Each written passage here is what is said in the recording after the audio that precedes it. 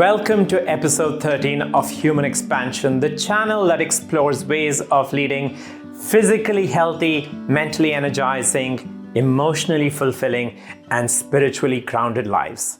In my last couple of videos, I've been talking about performance management, this pervasive practice of rating, ranking, and labeling people that is used in corporations all around the world. I talked about how it entirely fails to achieve its objective and demotivates the vast majority of people. In my last video, I talked about the 6 universal truths that create great performance. So why is it that companies find it so hard to get rid of a system that is not just unscientific, but is also toxic? And the question that comes up every single time is, how can we pay our people if we don't have performance ratings? In today's video, I'm going to address that question head on. There is another way. Watch on to listen more. But first, hit like and subscribe. For the most part, companies need to make 2 decisions: base pay and bonus. And in some cases, usually at more senior levels, there's a decision about granting equity or shares in the company. In the world of performance ratings, all 3 tend to get conflated together.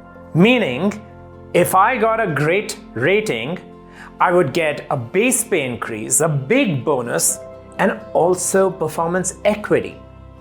But if I was rated a low performer, no raise, no base pay, no bonus, no equity, and to top it all, a tattoo on my forehead saying low performer that's just going to stick with me forever.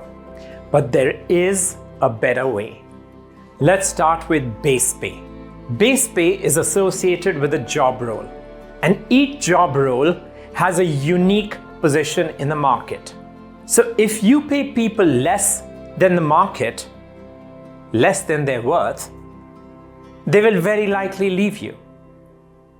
So base pay has a lot more to do with the market than with performance.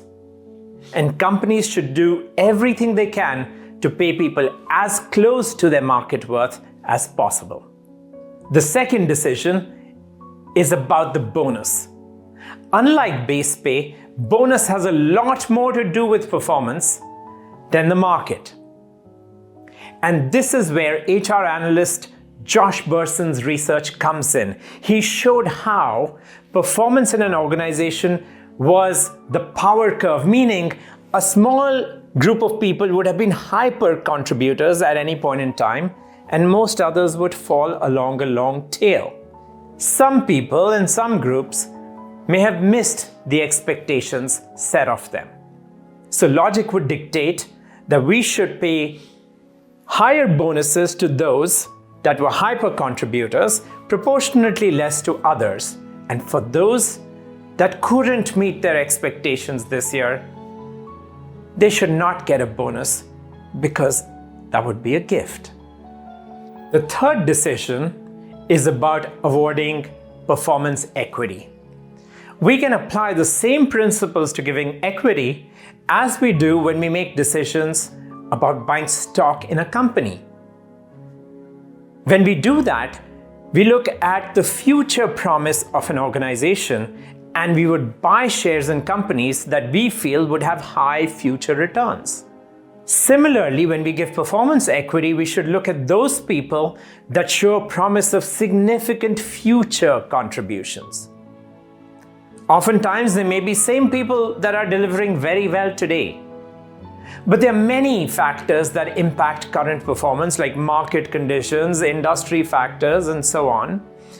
And therefore, being thoughtful about future impact of people can guide us to taking better decisions about who we should give equity to. As you can see, none of these decisions actually required a performance rating. But you might ask, what about bias? What about favoritism? Wouldn't some people take good decisions and other leaders take bad decisions? And that is true, that can always happen. So the best way to get around that is to bring leaders together to take decisions about their people.